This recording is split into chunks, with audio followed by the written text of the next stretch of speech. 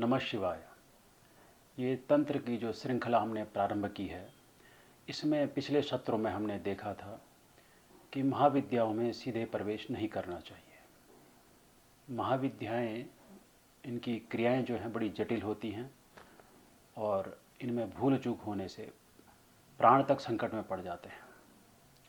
मानसिक विक्षिप्तता आ जाती है, रोग आदि घेर लेते हैं और इन रोगों का निदान भी नहीं हो पाता है। आर्थिक स्थिति भी खराब हो जाती है। इसे हेतु सर्वप्रथम अपने कुल देवी देवता को प्रसन्न करें और महागणपति जी की साधना कर लें। तो अब महागणपति जी की यदि साधना करनी है तो क्या करना होगा?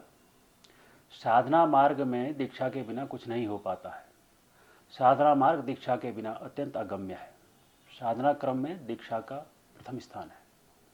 इसके बिना कोई भी साधना क्रिया सफल नहीं होती। और कहा भी गया है, योगिनी तंत्र में कहा गया है स्पष्ट रूप से, अदीक्षिता ये कुर्वन्ति जब पूजादिकाः क्रियाः न भवेतु फलम तेषाम शीलायाम उक्त जीववत्। तो इसका अर्थ क्या हुआ? जिस प्रकार शिला में अगर कोई बीज बोते हो आप, तो उसका क्या फल होगा? बीज नष्ट हो जाएगा, कुछ नहीं उगेगा। इसी प्रकार अदीक्षितों द्वारा किया गया जब पूजा आदि है, ये सारी क्रिया उनकी सफल नहीं हो पाती है। अब दीक्षा का अर्थ क्या है? दी का अर्थ हो गया नाश और ईक्षा हो गया दृश्य। तो जिसे पाकर जो ये दृश्य प्रपंच है इसका नाश हो जाए, यथार्थ का बोध हो जाए, माया का पर्दा हट जाए, वह दीक्षा है। इसे इस प्रकार भी देख सकते हैं, दी, दीयते और इच्छा, विचार करना। जिससे विचार करने का सामर्थ्य प्राप्त हो वह दीक्षा। तो जो विद्या है वह क्या है? कर्ण परंपरा से अवनीत तल पर जो है वह उपस्थित होती है। तो अवनी तल पर जो उपस्थित होती है यह कैसे होती है? कर्ण परंपरा से, गुरु शिष्य परंपरा से, गुरु शिष्य क्रम से सतत प्रवाहमान दीक्षा क्रिया होती है। अर्थात ये गुरु से शिष्य के प्रति चलती है और जो गुरु है उसका भी गुरु से प्राप्त होनी चाहिए, जो गुरु है उसे भी अपने गुरु से प्राप्त होनी चाहिए। इस प्रकार यह अटूट क्रम होना चाहिए। और कहाँ से प्रारंभ होता है? सदाशिव समारंभ। भगवान सदाशिव से ही यह प्रारंभ होता है, आपके गुरु तक होता है और आपके गुरु से यह आपको प्राप्त होता है। कर्णात् कर्णोपदेशेन संप्राप्तम अवनीतले, योगिनी हृदय में कहा गया है। तो अब जो गुरु है वह गुरु एक होने चाहिए या अनेक होने चाहिए, यह प्रश्न उठता है।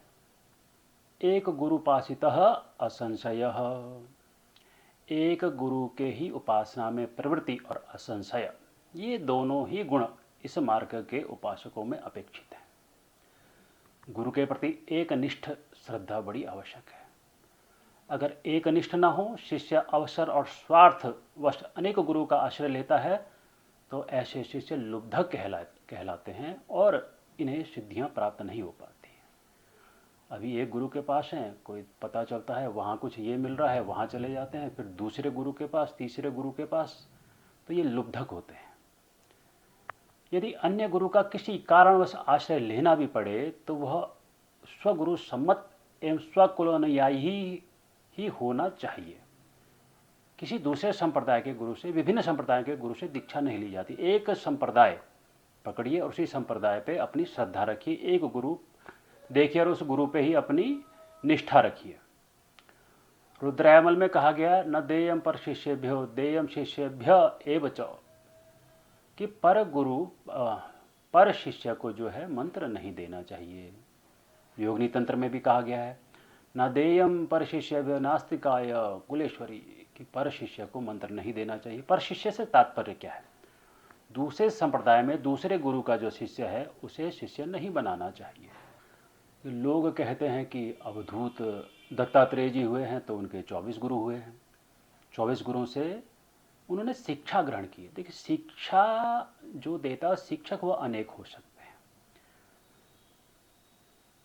अनेक गुरुओं का निषेध है, तो शिक्षा एक अलग चीज है, शिक्षक अलग चीज है और गुरु अलग चीज है।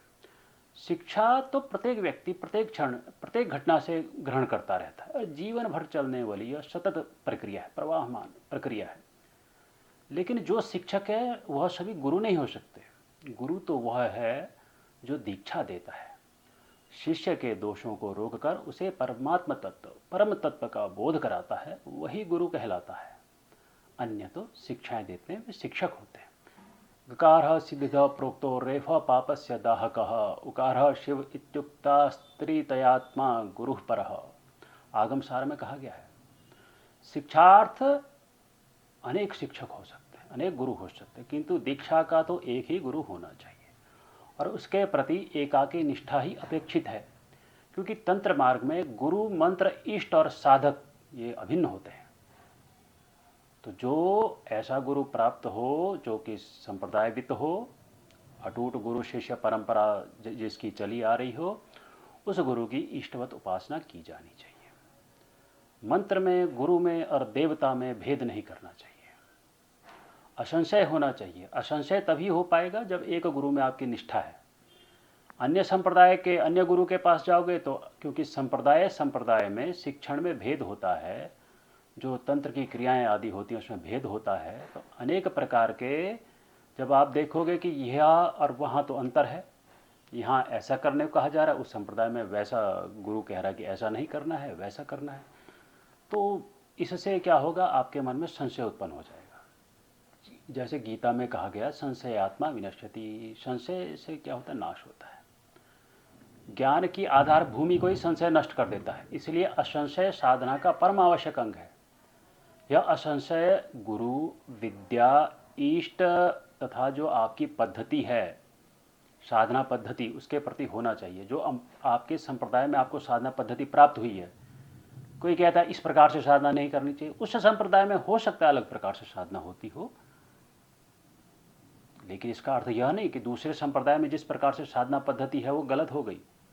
इसीलिए कहते हैं एक ही गुरु, एक ही साधना पद्धति को अपनाइए, उनमें अपनी निष्ठा रखिए, तभी जाकर के कल्याण होगा। संशय से अश्रद्धा का जन्म होता है तथा अश्रद्धा से क्या होता है, सिद्धि हानि होती है। तो जब एक गुरु आपने मन बना लिया कि एक इसी संप्रदाय से हमने दीक्षा लेनी है, इसी को गुरु मानना है, उसके प्रति निष्ठा हो गई, तो 3 प्रकार की दीक्षाएं होती हैं जो प्राप्त हो सकती हैं। प्रथम होती है शाक्ति दीक्षा। तो इसमें गुरु शिष्य को शक्ति साधना के क्षेत्र में प्रवेश का अधिकारी बनाता है और यह शाक्ताभिषेक कर्म के रूप में प्रत्यक्ष होती है। तो यह अमृत छालन से लेके पाश दहन तक संपन्न होती है, यहाँ तक की होती है। दूसरी होती है शांभवी दीक्षा।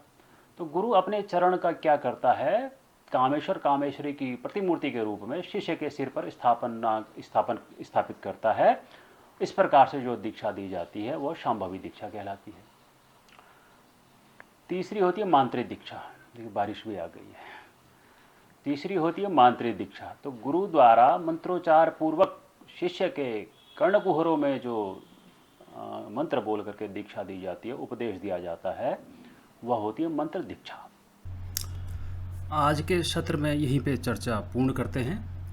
अगले सत्र में इससे आगे अन्य तंत्र के विषयों पे विचार किया जाएगा। महागणपति जी पे विचार किया जाएगा और कि इनका पूजन कैसे कैसे करना चाहिए, इनके हवन आदि में किन किन चीज़ों की आवश्यकता पड़ती है, कैसे इनका मंत्र जाप और इनका यंत्र पूजन आदि होता है, इस पे अगले सत्र में विचार करते हैं। और दीक्षा के संबंध में थोड़ा सा और विचार अगले सत्र में करेंगे। नमः शिवाय।